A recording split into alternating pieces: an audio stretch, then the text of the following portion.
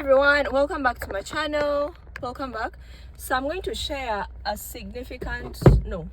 personal story that was significant in my life. I'd say losing the job maybe was a blessing in disguise because I wouldn't be where I am now. I'm heading somewhere, but of course we shall go together. So I'm like 15 minutes away to where I'm going, so we can be chit-chatting in the meantime. Anyway, so backstory, you know that that whole situation where people lost their jobs. If you've not watched my previous video, please go and watch it right now and then come back because it will make more sense. When the whole executive order thing happened, I believe you know someone who was affected. It could have been a sister, brother, friend, colleague, maybe former colleague, yes. So when that whole thing happened, of course people had to cook their minds to see what they could do. And yes, I had to cook my mind as well, and that's how I ended up in real estate. These are our darling roads. Like you'll move from this side to that side, this side to that side. Losing the job was unexpected. It took me some time to admit and adjust. That's one thing, because of course it's abrupt. Like when you lose your job, you start thinking, where am I going to start from? What am I going to do? And all that stuff. Yeah, so it can be tough. Those who have been through it know what I'm talking about. But it's not the end of the world if that happens to you. Just know that maybe God is preparing you for something new, something beautiful. I didn't have a clear plan, but I knew I needed a new opportunity. And I had to think fast, like where was I going to get the resources if I'm to start a business, or if I'm to boost an existing business, where was I going to get the resources? So I had to think very, very hard and fast. So I started exploring different business ideas, looking for something that could work for me. I thought about drop shipping, maybe dealing in fashion, clothes or business, or even freelancing. I started thinking long and hard, like what do I want to be known for? Because when I thought of clothes, I was like, everyone is kind of doing that. Like that's the first thing people usually run to, especially ladies. I was like, no. How about real estate? So with my friends, of course, they were like, how about real estate? Yeah, but nothing seemed to stick. So I was searching for something that would give me a sense of purpose and fulfillment, and that's where sort of we got into the whole real estate thing, because all of us had gotten a bit of provident fund, that is like money that the organization sets aside for you, sort of like NSS of the organization. So when you resign or when you leave, that's when you can access it. So sometimes it's a lot depending on how long you've worked with the organization, and then other times it is it's not so much. So personally I didn't get so much. Yeah, but my friends got something that they could maybe put away in land or something of that sort. So when we started interacting with people in that whole space, that's when we're like, but why don't we do real estate? Then my friend was like, but if you're doing, because I started some drop shipping with Jumia, and she was like, why aren't you posting the clothes and all the jewelry stuff on your status? I was like, no, I don't want to be known for clothes. I want to, if we are getting to real estate, I want to be known for real estate strictly. And that's another thing that comes with building a personal brand. Like you want to be known by that one thing. If someone thinks about you, talks about you, what is the first thing that comes to their mind? So losing my job was unexpected. It took me some time to process and adjust. I had to take a step back and figure out what I needed to do next, like which opportunities I could do. And that was one of the toughest decisions in my life, because of course I was used to being in social work, humanitarian work, but now I needed to think outside the box, like what could I do with whatever was happening. So that's how I started exploring different ideas, thinking of something that could work for me. I thought about drop shipping, of course, with Jumia. I think you saw that in the previous video. So with Jumia, I had done drop shipping with Jumia a few years back before I got into full-time formal employment. So that's one thing that I considered.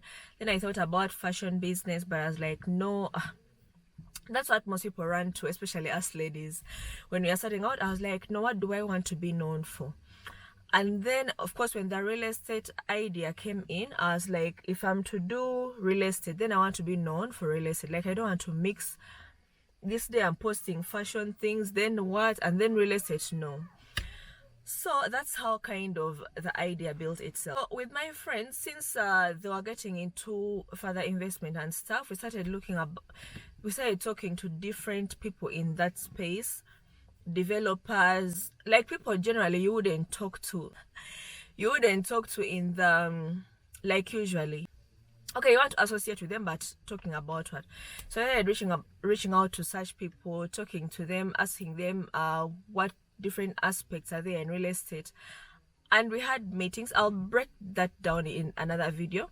But here we started researching the market, what is in real estate in Uganda, are there any bodies that govern it, then also looking at online courses, are there courses online that we can do just to acquaint ourselves with real estate. Really, that's what happened, and that's what I got into. And then also we're drawn to the idea of helping people find their dream homes, find that land that they want, maybe for residential purposes, where they want to spend their retirement, or even commercial property. Maybe they want to have commercial building along the highway. So we got like that interested as helping people find their dream property, but also building communities, because as people find their dream property, it's not just about finding that property. Like, do they want to belong to a certain community, a certain caliber of people? That seemed interesting, because ultimately, personally, I also wanted to get into that. Like, where do I want to live in the next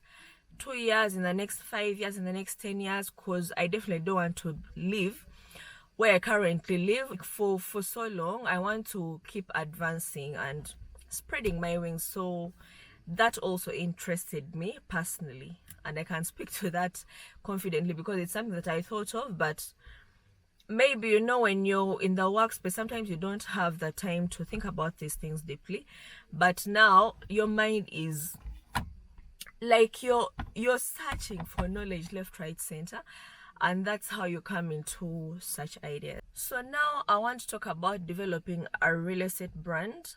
Yes, when I delved deeper into real estate, I discovered that I needed to build a strong personal brand in real estate, especially in the Ugandan market. Find there are many influencers in Uganda, maybe in terms of beauty, lifestyle, and such. I didn't see many of them in real estate. Of course, there are different realtors and real estate agents who keep posting content, advertising property, Airbnbs and what. But that's what everyone does. I wanted to build a brand. Like, who is Mandy? Mandy is someone who will help you set up a profitable Airbnb. Or Mandy is someone who will help you find your dream property, find that dream apartment, find that dream condominium or luxury apartment. So building a personal brand, I found that it's very important. And of recent, you know, social media, I stumbled upon a lady called Afnan Khalifa. If you've not seen her all over social media, please go and look for Afnan. She's very big on personal branding. So so she has been, her and her team, they've been having webinars. I think they did one last week and then early this week about personal branding. But then also I got into some sort of mentorship programs, and my dear, these things are expensive. And then one thing I noticed is that usually us, I don't know if it's an African thing or a Ghanaian thing, we don't want to invest in ourselves. But I had to invest in myself. I had to get into a mentorship program, and it was quite expensive. But I felt that this will help me. You know, when you're starting from scratch, you don't have a job and what, like, you keep trying different things, and if you take some risks. So I took some huge risks, but at the back of my mind I told myself that this has to work, because if I've put in money, I've put in time, I'm waking up every day and doing what is needed to be done, then it has to work. I have to be successful at this. Yeah, so that's where the whole personal branding thing came, and I started thinking about my mission, values. It's vision, values, and mission. Yes, thinking about that in terms of real estate, like, what do I really want to do? What do I really want to be known for my real estate business? And ultimately, like, if I'm to sum everything up, I want to make a difference in the real estate industry in Uganda. So then it came to sharing with my friends the news. So when I made that decision, I decided to share with my friends that had gotten into the real estate business. I wrote long text. Hi dear, how are you? Long time. I hope you've been well. I'm just writing to let you know that I've gotten into the real estate industry or business in Uganda, and I help individuals find their dream property. If you're looking out for any property or land or Airbnb or whatever, please don't hesitate to reach out to me. Yes, so I wrote that to different people, to my friends in the diaspora. I told my family members and whoever cared to listen. And this is one thing also, when people are getting into a new thing or new industry, sometimes you be shy, you don't want people to know, you feel like it's embarrassing. And at first that's how I felt, but then later things, yes, that's how I felt at first, but then later I was like, no, if I'm serious about this and I want this to work, then I should let people know. So it was exciting for me to share with my friends and family about my newfound interest and getting their support. There would come questions like, where are you going to get the money from? Constructing houses and selling is a very expensive venture. Where will you get the capital? Those are high investment ventures. But generally, I got a lot of encouragement and support. And I'm so grateful for that support, and I look forward to help them find their real estate investments in future, like to help them invest in future.